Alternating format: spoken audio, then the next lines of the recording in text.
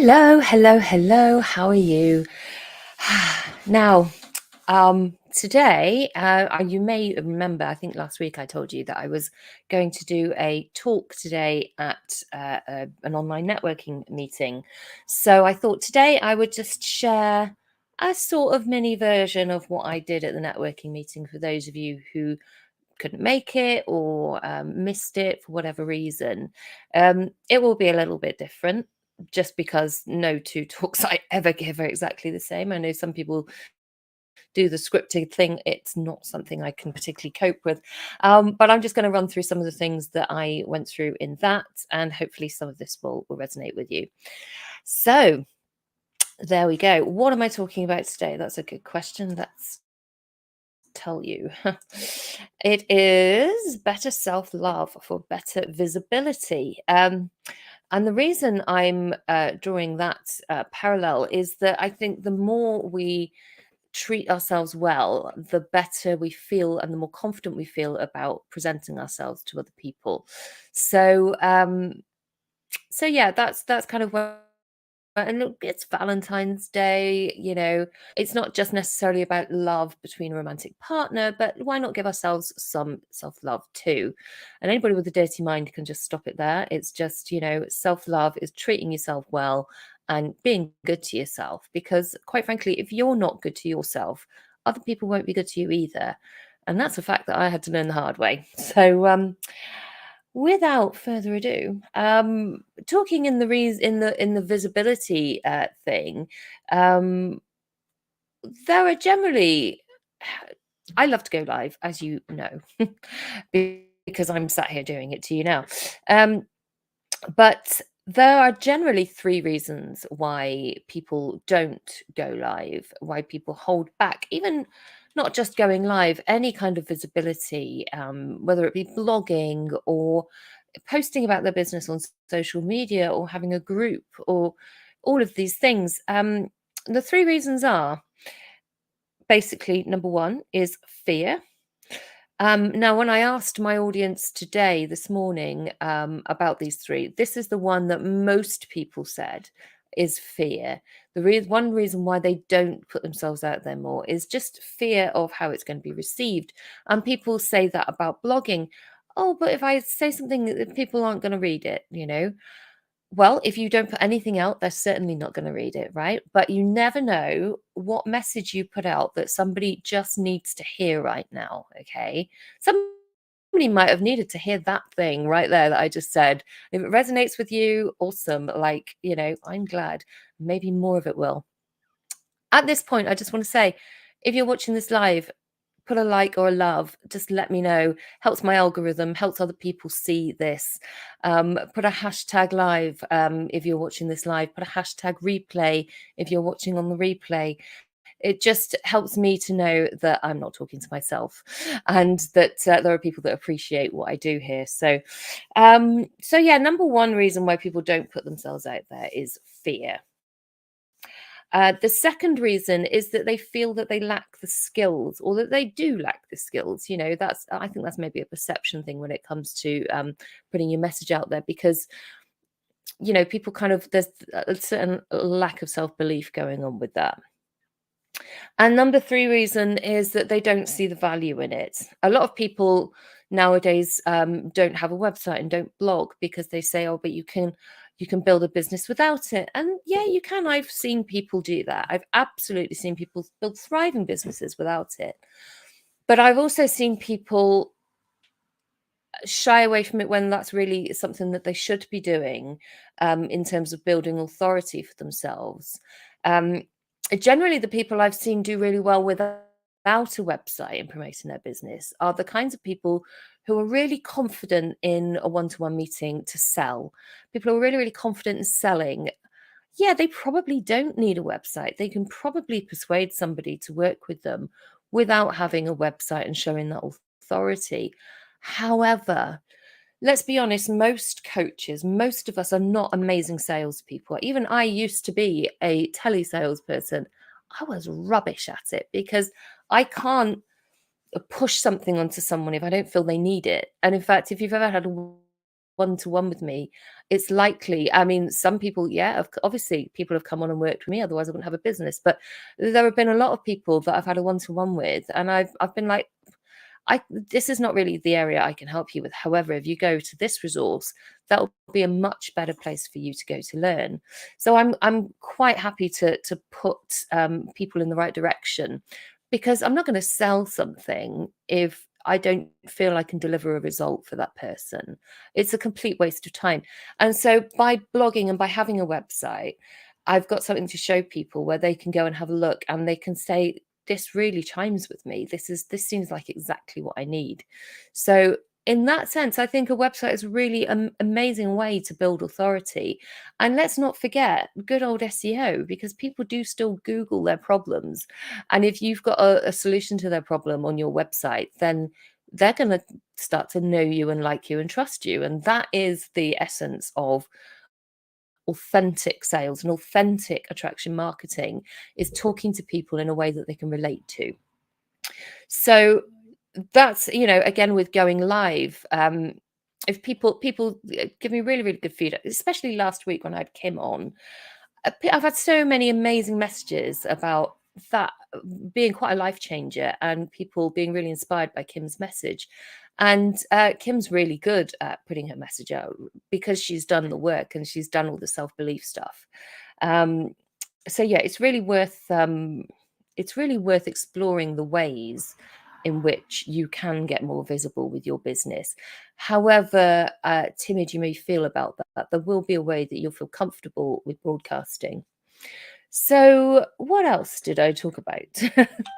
um, yeah, there's a certain element of training yourself into doing it. Okay, so all our brains are split generally into system one and system two. System one is the automated things that you do, the thing that says it's time to go to bed. Before I get into my pajamas, I'm going to clean my teeth and then put my pajamas on and go to bed. The thing that goes through the routines. I've finished dinner, I'm going to take the dishes and put them in the dishwasher. It's an automatic thing um, that you don't really have to think about. Okay. And that's kind of where I'm at now with my going live and my broadcasting my message in any kind of way, really. But system two is the one where you're in the learning phase. System two is where you were when you had your first driving lesson, for example. System two is whereas now driving, if you've passed your test many years ago, as I have, now driving is a system one thing completely. It's not something I have to think about. So yeah, so that's system one, system two. So you want to be getting things from system two into system one. And the first time you go live, it's absolutely going to be a system two thing. The first time you do a blog post, it's absolutely going to be a system two thing, which is one reason why it's a good idea to get some kind of guidance with those things if you're unsure. And that guidance may not be just come to me and ask me where I should be doing it. It might be that you need some help from a life coach to get past certain limiting beliefs or visibility mindset things. There's certain things I can help you with, but there are also sometimes you need to go a lot deeper, and you might need some hypnotherapy to uncover what's really going on there. Listen, I've got a big network of people, and there's be someone that I know who can help you. So it's worth reaching out and sort of asking who people know, recommendations and things like that. But they won't know who to turn to if people don't broadcast what they do. Okay. Um, so, yeah, that brings into the mindset thing as well. Now, mindset as a self-love thing. You see, self-love isn't just about face masks and putting your makeup on and having a salt bath. Self-love is also about working on your mindset to make sure that you're clear in your head about what you do and why you're doing it. Many people, I mean, you started your business, right, to do great things in the world, to make a difference, to leave a mark on the world, a positive mark. And so if you're hiding behind limiting beliefs and not putting your message out there because of fear, you're doing the world a disservice, because everybody needs to hear your message. Okay, maybe not everybody, maybe your message isn't for everybody. For example, I was speaking to a lovely, lovely lady today who I will probably come on, bring on for an interview at some point in the future, who works with women, who coaches women through their menopause. So her message isn't for everybody, but it's for a large proportion of people.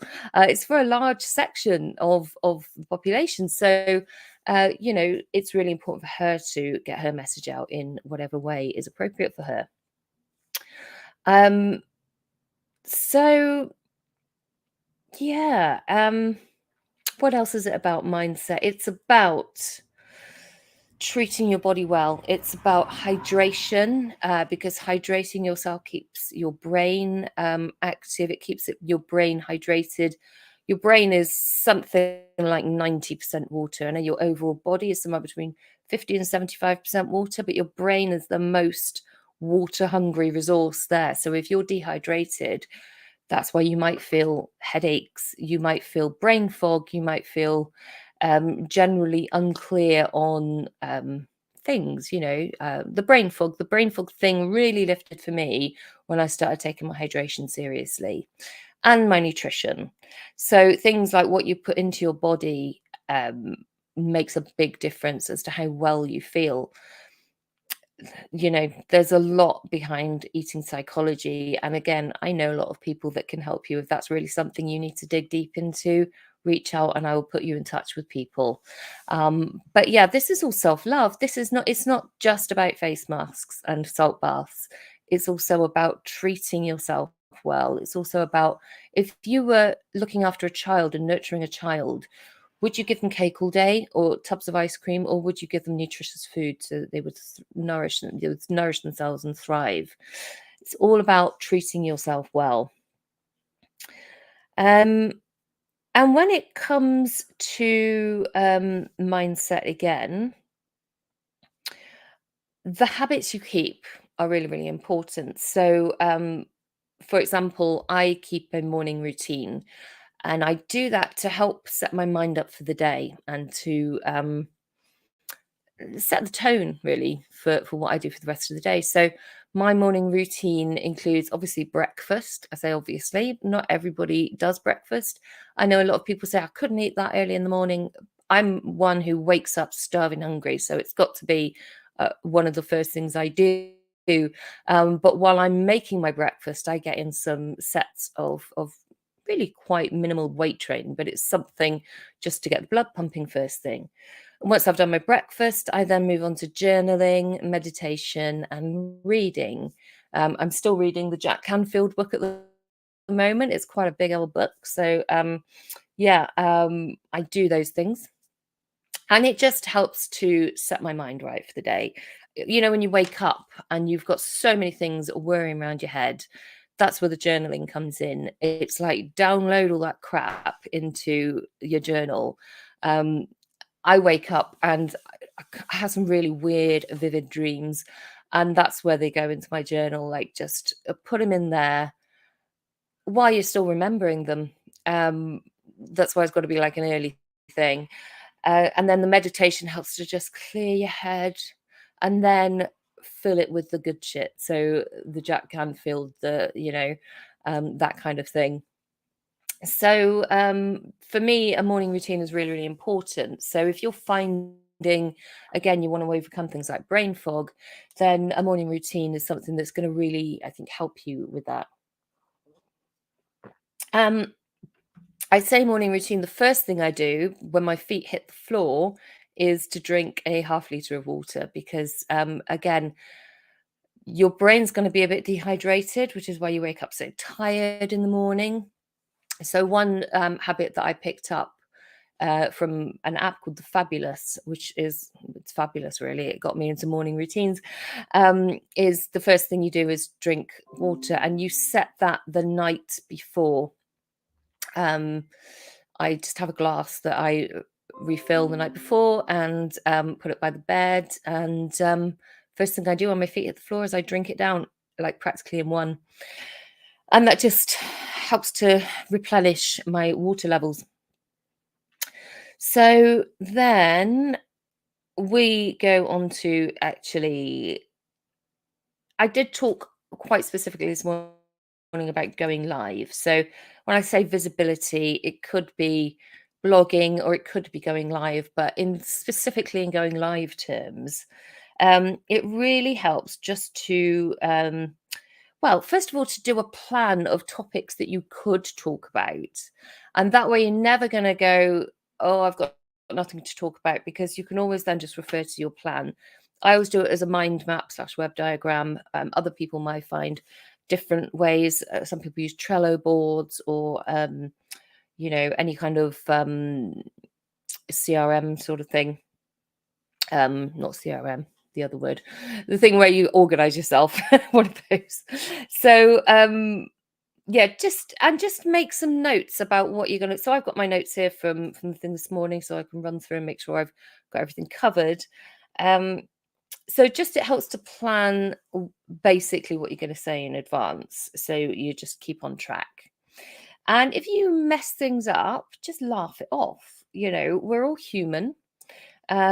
People do feel more comfortable knowing that you're not perfect. I found some great interaction from times when I thought, oh, I've messed that up, and just laughed it off. And then people comment on that, not necessarily on the post, but they'll say to me in a message afterwards, oh, that was so funny when that happened. So don't worry too much about going wrong. I think that's one thing that holds people back.